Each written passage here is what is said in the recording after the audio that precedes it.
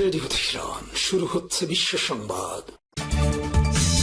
জানিয়ে দেব আমাদের হাতে থাকা সর্বশেষ গুরুত্বপূর্ণ সবথেকে তাজা আন্তর্জাতিক আপডেট সংবাদ। প্রথমেই জানিয়ে দেব ইরাকে মার্কিন সেনার মৃত্যু। আলহামদুলিল্লাহ, ইরাকে যুক্তরাষ্ট্রের সামরিক মিশনে নিয়োজিত এক মার্কিন সেনা সদস্যর মৃত্যু হয়েছে। উত্তর ইরাকের এরবিল বিমান ঘাঁটিতে প্রশিক্ষণ সংক্রান্ত একটি ঘটনায় তিনি প্রাণ হারিয়েছেন। তবে ঠিক কি হয়েছে বিষয়গুলো এখন পর্যন্ত স্পষ্ট হওয়া যায়নি। আসলে মূল বিষয়গুলো নিয়ে কাজ করা হচ্ছে বলে নিশ্চিত করা হয়েছে। এরপর জানাবো, যুক্তরাষ্ট্র ইরান শান্তি চুক্তির পথে বাধা হয়ে দাঁড়াচ্ছেন নেতানিয়াহু।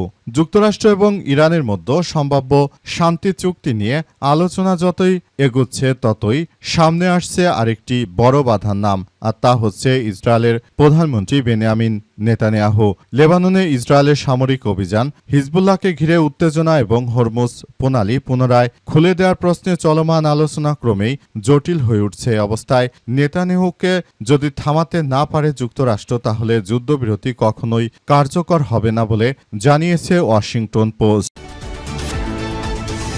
এদিকে কুয়েতের বিমানবন্দরে ব্যাপক হামলা ঘিরে নতুন বিতর্ক, যুক্তরাষ্ট্রকে দায়ী করল ইরান। কুয়েতের আন্তর্জাতিক বিমানবন্দরে হামলা এবং এর জেরে হওয়া ক্ষয়ক্ষতির জন্য যুক্তরাষ্ট্রকে দায়ী করেছে ইরান। দেশটির ইসলামী বিপ্লবী গার্ড বাহিনীর সদস্যরা বলছে, ইরানি হামলা প্রতিহত করতে গিয়ে যুক্তরাষ্ট্রের তৈরি প্যাট্রিয়ট ক্ষেপণাস্ত্র প্রতিরক্ষা ব্যবস্থার ত্রুটির কারণে ওই ক্ষতি হয়েছে।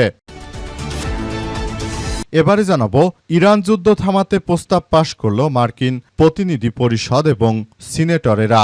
ইরানের বিরুদ্ধে সামরিক অভিযান অব্যাহত রাখার ক্ষেত্রে প্রেসিডেন্ট ডোনাল্ড ট্রাম্পের ক্ষমতা সীমিত করতে একটি প্রস্তাব পাশ করেছে যুক্তরাষ্ট্র।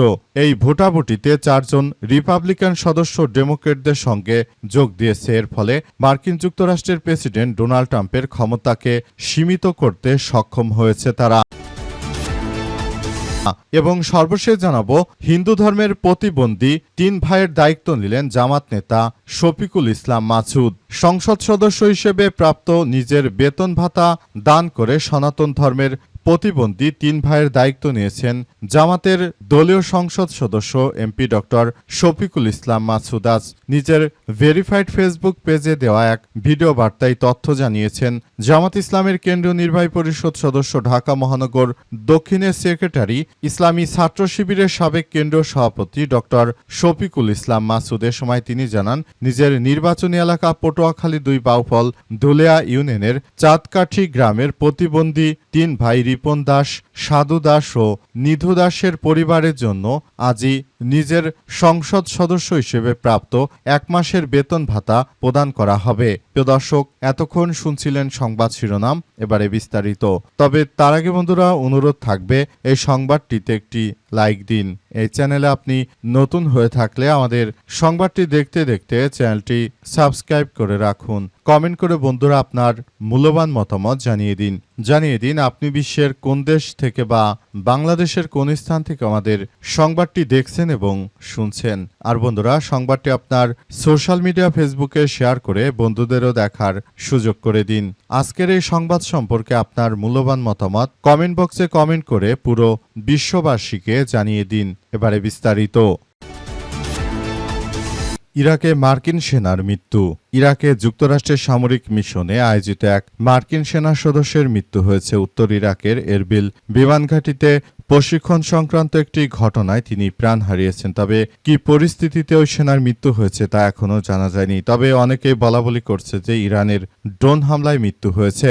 সংবাদ মাধ্যম টিআরটি ওয়ার্ল্ড বলছে যে উত্তর ইরাকের একটি বিমান ঘাঁটিতে প্রশিক্ষণ সংক্রান্ত ঘটনায় যুক্তরাষ্ট্রের এক সেনা সদস্যের মৃত্যু হয়েছে বলে আজ জানিয়েছে পেন্টাগন। নিহত ওই সেনার নাম সার্জেন্ট ডেভিন এ সাইবেল। তার বয়স 26 বছর। তিনি যুক্তরাষ্ট্রের টেক্সাস অঙ্গরাজ্যের রবিনসন এলাকার বাসিন্দা ছিলেন। পেন্টাগনের বিবৃতিতে বলা হয়েছে যে ডেভিন সাইবেল গত 31 মে এরবিল বিমান ঘাঁটিতে মারা যায়। তিনি সে সময় জঙ্গি গোষ্ঠী দায়েশের বিরুদ্ধে যুক্তরাষ্ট্রের নেতৃত্বাধীন সামরিক অভিযান অপারেশন ইনহ্যারেন্ট বা রিজলভ এ দায়িত্ব পালন করেছিলেন। পেন্টাগন জানিয়েছে যে এই পরিস্থিতিতে আসলে তদন্ত করা হচ্ছে। তার প্রকৃতপক্ষে মৃত্যুর কারণ কি সেটি অনুসন্ধান করা হচ্ছে বলে যুক্তরাষ্ট্রের পক্ষ থেকে আরও নিশ্চিত করা হয়েছে।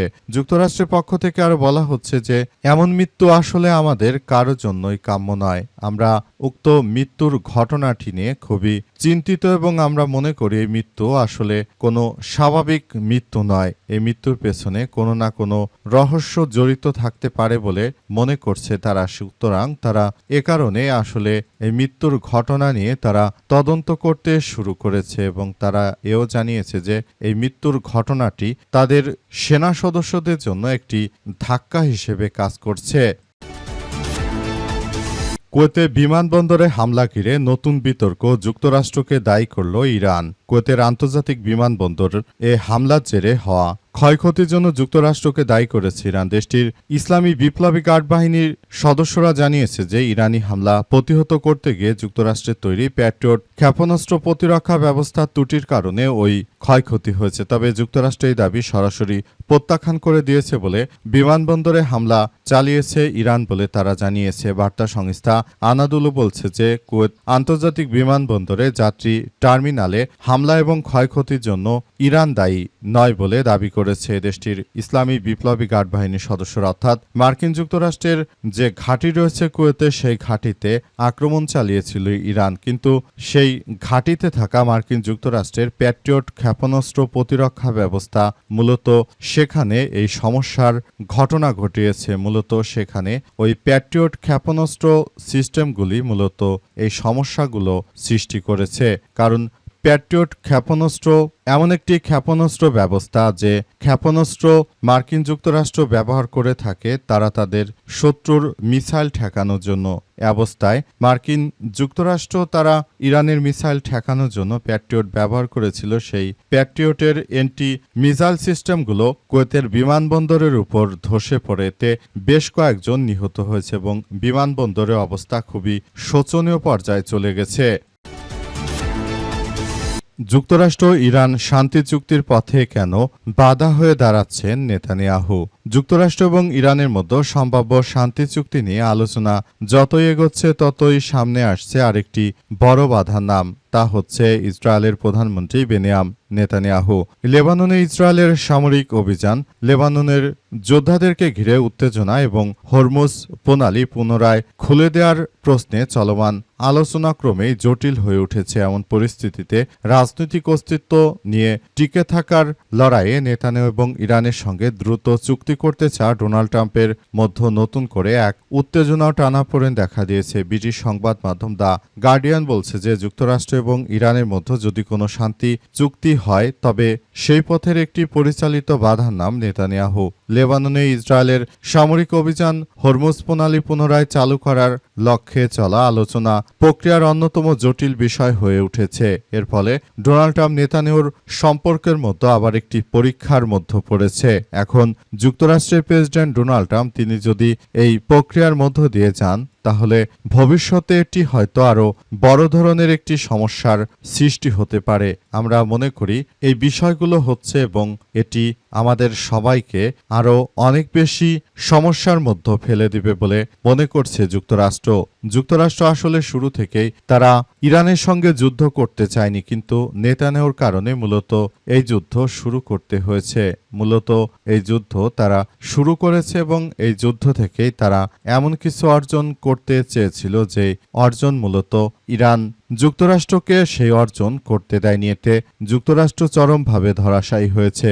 এখন নেতানিয়াহুর কারণে যদি যুদ্ধবিরতি ভেস্তে যায় তাহলে দীর্ঘমেয়াদে মার্কিন যুক্তরাষ্ট্রের অর্থনৈতিক বেগতিক দশা সৃষ্টি হতে পারে। এতে মার্কিন যুক্তরাষ্ট্রের প্রেসিডেন্ট ট্রাম্পের ক্ষমতাচ্যুতি হওয়ার সম্ভাবনা অনেক অংশে বেড়ে যাবে। পাশাপাশি যদি ট্রাম্প এই যুদ্ধ দীর্ঘমেয়াদী টেনে নেয় তাহলে যুক্তরাষ্ট্রে যারা সাধারণ নাগরিক রয়েছে তাদের জীবনযাত্রার খরচ অনেক বৃদ্ধি পাবে।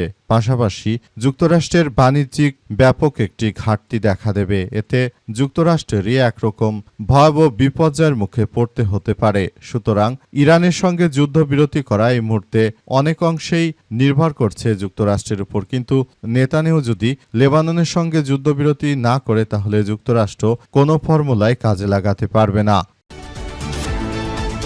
ইরান যুদ্ধ থামাতে প্রস্তাব পাশ করল মার্কিন প্রতিনিধি পরিষদ। ইরানের বিরুদ্ধে সামরিক অভিযান অব্যাহত রাখার ক্ষেত্রে প্রেসিডেন্ট ডোনাল্ড ট্রাম্পের ক্ষমতা সীমিত করতে একটি প্রস্তাব পাশ করেছে যুক্তরাষ্ট্রের প্রতিনিধি পরিষদ। এই ভোটাভুটিতে 4 জন রিপাবলিকান সদস্য ডেমোক্র্যাটদের সঙ্গে ভোট নিয়ে প্রস্তাবের পক্ষে অবস্থান নেয়, যদিও এটি এখনও সিনেটের অনুমোদন পায়নি। তবুও ইরান ইস্যুতে ট্রাম্পের নীতিগত সিদ্ধান্তের বিরুদ্ধে এমন একটি শক্তিশালী পদক্ষেপ গ্রহণ করেছে মার্কিন যুক্তরাষ্ট্রের সিনেটররা। তারা মূলত জানিয়েছে যে মার্কিন যুক্তরাষ্ট্রের যিনি প্রেসিডেন্ট রয়েছেন এই মুহূর্তে, তিনি মূলত সারা বিশ্বের বুকে তিনি এক ধরনের সন্ত্রাসী কার্যক্রম শুরু করেছেন। ইরান যুদ্ধ মার্কিন যুক্তরাষ্ট্রের কোনো নাগরিকই পছন্দ করছে না, কারণ এই যুদ্ধ শুরু করার পর থেকেই মার্কিন যুক্তরাষ্ট্র এবং দখলদার ইসরায়েলিরা তারা যে ধরনের সন্ত্রাসী কার্যক্রম শুরু করেছে, এতে সারা বিশ্ব জুড়েই মার্কিন যুক্তরাষ্ট্রের অবস্থা খুবই শোচনীয় পর্যায়ে চলে এসেছে। শেয়ার বাজারে ধস নেমেছে, জ্বালানির মূল্য বৃদ্ধি হয়েছে, এমন কোনো সেক্টর নেই যেটি আসলে না হয়েছে। সুতরাং এই বিষয়গুলো খুবই গুরুত্ব সহকারে দেখা হচ্ছে।